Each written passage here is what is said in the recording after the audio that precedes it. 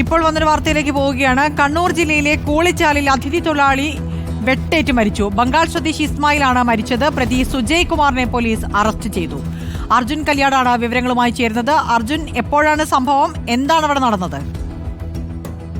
അപർണ, ഇന്ന് രാത്രി 9 മണിയോടുകൂടിയാണ് കണ്ണൂർ മൊറാഴ കൂളിച്ചാലിൽ വെച്ച് അതിഥി തൊഴിലാളിയായിട്ടുള്ള ഇസ്മയിൽ അവരുടെ കൂടെ തന്നെ താമസിക്കുന്ന സുജയ് കുമാറിന്റെ വെട്ടേറ്റ് കൊല്ലപ്പെടുന്നത്. ഇവർ ഒരുമിച്ച് താമസിക്കുകയാണ്. ഇവർ തമ്മിലുണ്ടായിട്ടുള്ള ഒരു തർക്കമാണ് ഇങ്ങനെ ഒരു കൊലപാതകത്തിലേക്ക് കാര്യങ്ങളെ എത്തിച്ചത് എന്നുള്ളതാണ് മനസ്സിലാക്കാൻ വേണ്ടി കഴിയുന്നത്. ഈ പ്രതി സുജയ് കുമാർ ഇപ്പോൾ പോലീസിന്റെ കസ്റ്റഡിയിലായിട്ടുണ്ട്. ഇവർ ഈ കൂളിച്ചാലിലുള്ള താമസ സ്ഥലത്തെ അടുത്തടുത്ത മുറികളിലാണ് താമസം.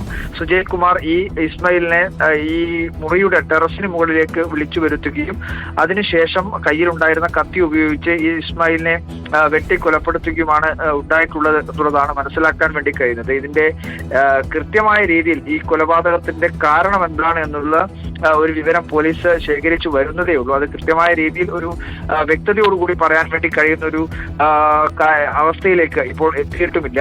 10 വർഷത്തോളമായി ഈ ഇസ്മയിൽ ഇവിടെ ജോലി ചെയ്യുകയാണ്. 4 മാസം മുൻപാണ് സുജയ് കുമാർ ഇവരുടെ കൂടെ ഇതേ സ്ഥലത്തേക്ക് എത്തുന്നത്.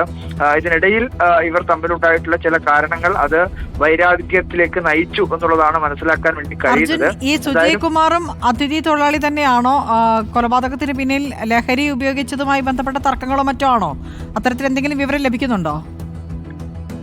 ഈ സുജയ് കുമാറും ഇസ്മായിലും രണ്ടുപേരും അതിഥി തൊഴിലാളികൾ തന്നെയാണ്. ബംഗാൾ സ്വദേശിയാണ് കൊല്ലപ്പെട്ട ഇസ്മായിൽ. പ്രതി സുജയ് കുമാറും അതിഥി തൊഴിലാളി തന്നെയാണ്. ഇവർ മദ്യപിച്ചിരുന്നതായിട്ടുള്ള ചില സൂചനകളും ലഭിക്കുന്നുണ്ട്. മദ്യലഹരിയിലാണ് ഈ സുജയ് കുമാർ ഇസ്മായിലിനെ കൊല്ലപ്പെട്ട അല്ലെങ്കിൽ വെട്ടിക്കൊന്നത് എന്നുള്ളതാണ് മനസ്സിലാക്കാൻ വേണ്ടി കഴിയുന്നത്. അത്തരം ചില സൂചനകളും ലഭിക്കുന്നുണ്ട്.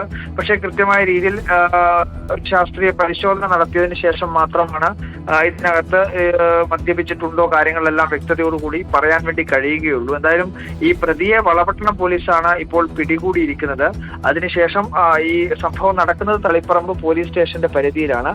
തൊട്ടടുത്തുള്ള വളപട്ടണം പോലീസ്, അതായത് ഈ സുജയ് കുമാർ ഇവിടെ നിന്ന് രക്ഷപ്പെടാൻ ശ്രമിക്കുന്നതിനിടയിലാണ് ഈ വളപട്ടണം പോലീസ് പ്രതിയെ പിടികൂടിയത്. അവരെ തളിപ്പറമ്പ് പോലീസിനെ കൈമാറുകയും ചെയ്യും. ഇന്ന് 9 മണിയോടുകൂടിയാണ് ഈ സംഭവം നടക്കുകയും ചെയ്തത്. ഇസ്മായിൽ ഈ കേരളത്തിൽ ജോലി ചെയ്യാൻ തുടങ്ങിയിട്ട് ഏകദേശം 10 വർഷത്തോളമായി. 4 മാസം മുൻപാണ് സുജയ് കുമാർ ഈ സ്ഥലത്തേക്ക് എത്തുന്നത്. ഇവരുടെ കൂടെ താമസിക്കാൻ തുടങ്ങിയിട്ട് അതിനിടയിൽ ഉണ്ടായിട്ടുള്ള ചില പ്രശ്നങ്ങൾ, അതിന്റെ ഭാഗമായിട്ടുണ്ടായ വ്യക്തിവൈരാഗ്യം, വിദ്വേഷം, ഇതൊക്കെയാണ് ഇങ്ങനൊരു കൊലപാതകത്തിലേക്ക്, ദാരുണമായിട്ടുള്ള ഒരു സംഭവത്തിലേക്ക് വഴിവെച്ചത് എന്നുള്ളതാണ് മനസ്സിലാക്കാൻ വേണ്ടി. കണ്ണൂരിൽ ഇതര സംസ്ഥാന തൊഴിലാളി വെട്ടേറ്റ് മരിച്ചു. ഇതര സംസ്ഥാന തൊഴിലാളി തന്നെയാണ് കേസിലെ പ്രതി എന്നാണ് മനസ്സിലാകുന്നത്. അർജുൻ കല്യാടാണ് വിവരങ്ങൾ നൽകിയത്.